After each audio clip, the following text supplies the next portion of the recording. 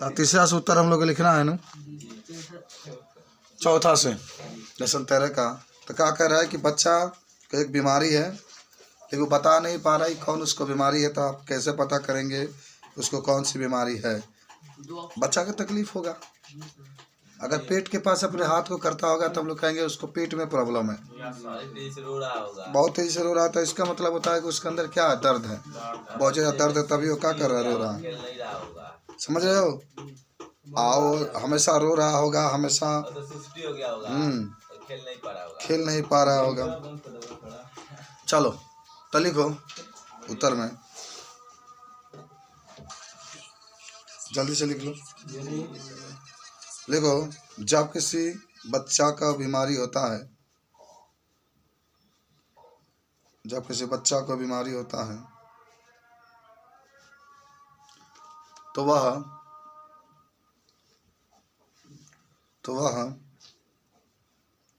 कुछ ऐसे गतिविधियां करता है, तो वह कुछ ऐसे गतिविधियां करता है जिससे हमें पता चलता है कि उस लड़के को बीमारी है।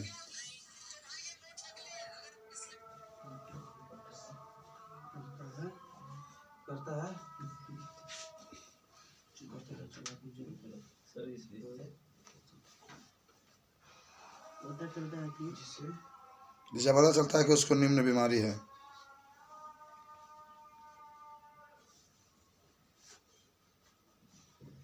जैसे लिख लो नीचे,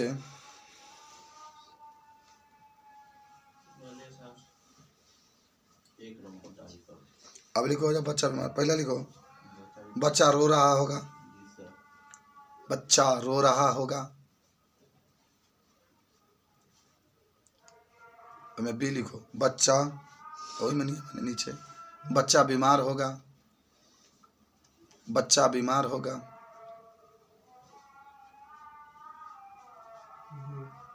बच्चा अच्छी प्रकार से दूध नहीं पी रहा होगा।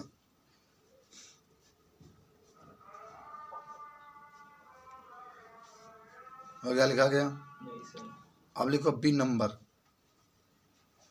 कह रहा उससे कौन सी बीमारी होगी।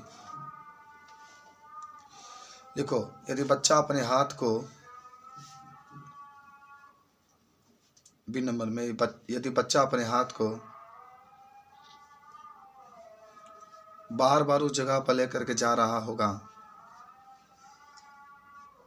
यदि बच्चा अपने हाथ को बार बार उस जगह पर लेकर के जा रहा होगा,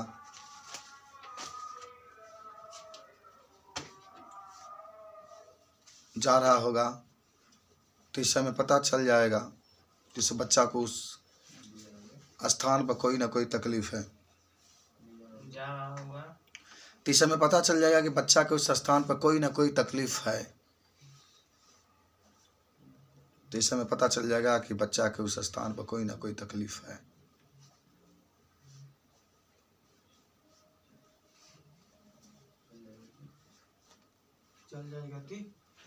तो इस समय पता चल जाएगा बच्चा के कोई ना कोई तकलीफ है, उस स्थान पर कोई ना कोई तकलीफ है। सबको याद होना चाहिए सारा बातें। तकलीफ है, बीमारी है, दर्द वगैरह होगा। चला जाओ नेक्स्ट क्वेश्चन के पास। क्वेश्चन नंबर 5 हमसे कह रहा है, निम्नलिखित किन परिस्थितियों में कोई व्यक्ति पुनः बीमार हो सकता है? क्यों? जब वह मलेरिया से ठीक हो रहा है तब, जब वह मलेरिया से ठीक हो चुका है और वह चेचक रोगों से रोगी की सेवा कर रहा है तब, वो मलेरिया के ठीक होने के बाद 4 दिन उपवास करता है तब। अरे वाह, कौन सही होगा? सी सही है, सी सही है। लिखो उत्तर में,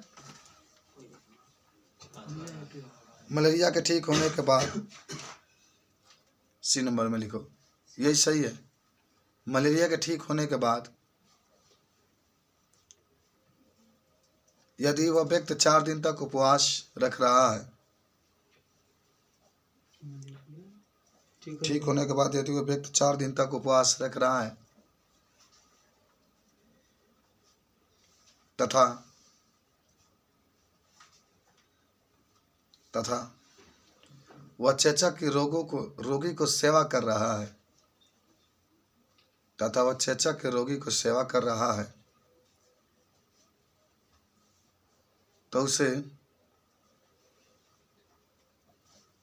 उसे मलेरिया रोग या पुनः वह बीमार हो सकता है।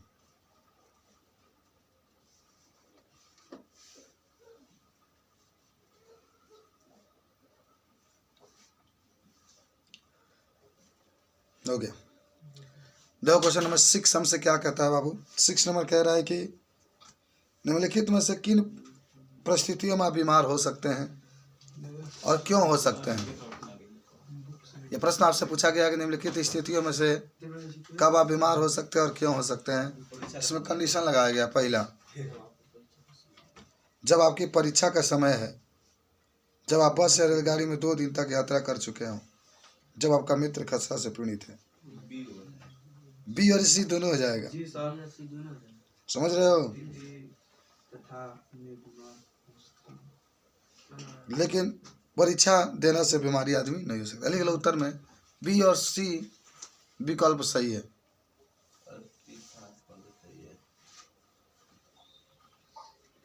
बी और सी दोनों सही है, विकल्प सही है।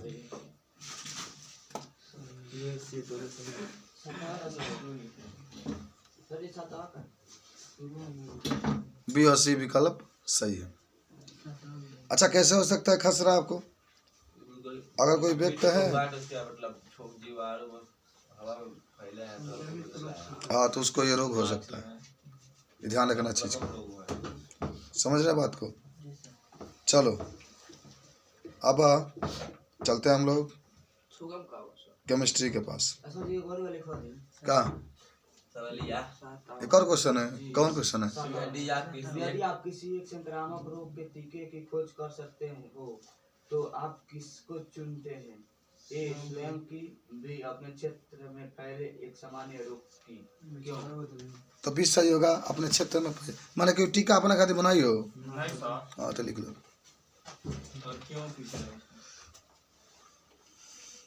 तो क्योंकि अभी लिखा जाएगा, पहले लिख लो कि एक समान रूप से फैले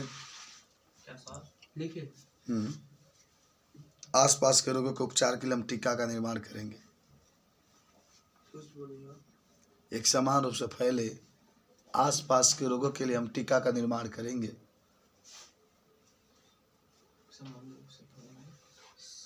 टीका का निर्माण करेंगे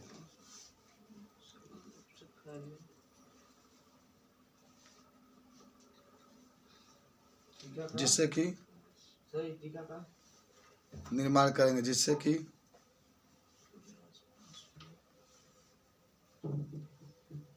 सभी लोग इस रोग से बच सके, सभी लोग इस रोग से बच सके।